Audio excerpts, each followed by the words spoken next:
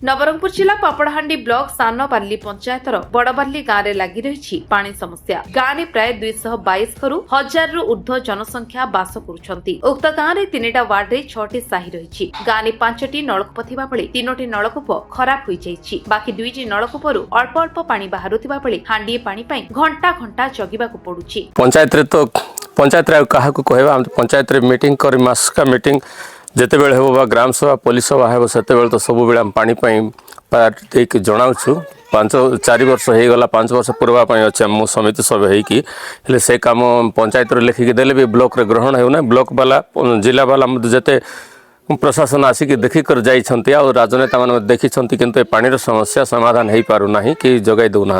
आगामी दिन में आउ थे सरकार को आम अनुरोध करुचु जदि जगाई नदेवे ताहले आंदोलन पंथा अवलंबन करूँ कि आग को भोट अच्छी भोट वर्जन करूँ आम गाँव लोक पानी जगाई देले ही भोट देव बोलिकी आम निष्पत्ति नेबू।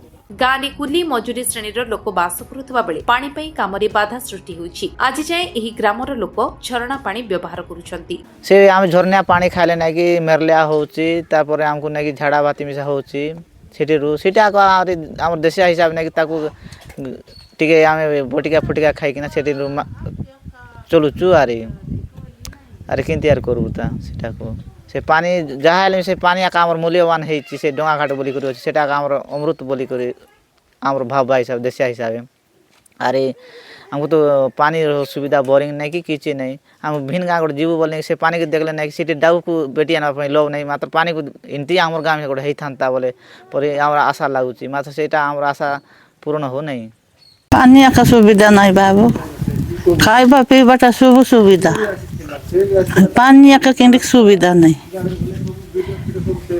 हर खाइटा नहीं ये डोकरा डोकरी लोग इसीलिए का मोरी जीवे हमें गादी जीवा लोग का दुरिया का पड़सी थे जोर जोर नर पुछे पानी खाइबा के सुविधा नहीं यार गादबा के सुविधा नहीं नलकों रेले के पानी टाइम के रेले पानी पटाइले तो सरकार देले तो हमके गादबो की खाइबो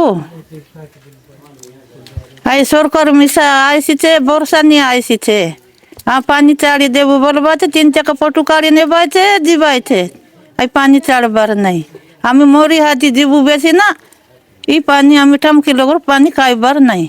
ग्रीष्मर प्रारंभरू देखा मिली जल समस्या ग्राम 1000 ऊर्ध्व लोक ग्राम जल न पाई असुविधार सम्मुखीन होती।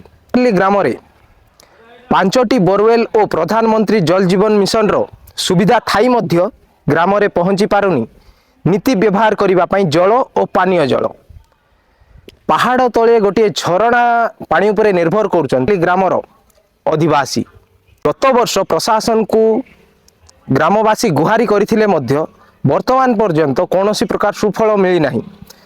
देखा बाकी रहा खबर प्रसारण पर प्रशासन कौन पदक्षेप नौचंती।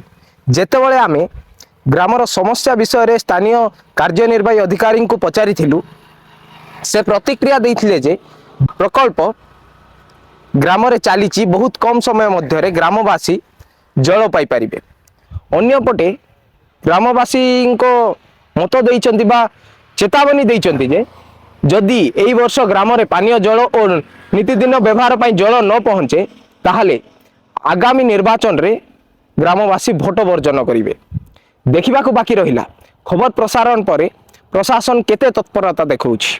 गाँ ठारू 1 किलोमीटर दूर एक झरणा डंगा घाटे ग्रामवासी गाधुआ पाधुआ लुगापटा सफा बासन कुसन धोइबा सह पीवा पाई पानी व्यवहार करुछंती। विवाह किंबा दशहा कामरे अन्य गाँव ट्रैक्टर द्वारा पानी ड्रम रे भर्ती करी अणा जाए। वर्षे तले मेगा प्रकल्परू किछि दिन पाई पानी जोगै दिया जाइथिबार जणा पड़िछि किंतु प्राय 7 मास हैला पानी संपूर्ण बंद होई जाइछि। यथाशीघ्र मेगा प्रकल्परू पानी जोगाई दिया जाऊ नचेत आगामी पंचायत निर्वाचन रे पंचायतवासी भोट वर्जन करिवे बोली ग्रामवासी प्रकाश नवरंगपुर गगनकतायतक सह अभिषेक बेहरा रिपोर्ट विश्व विजय न्यूज ओडिशा।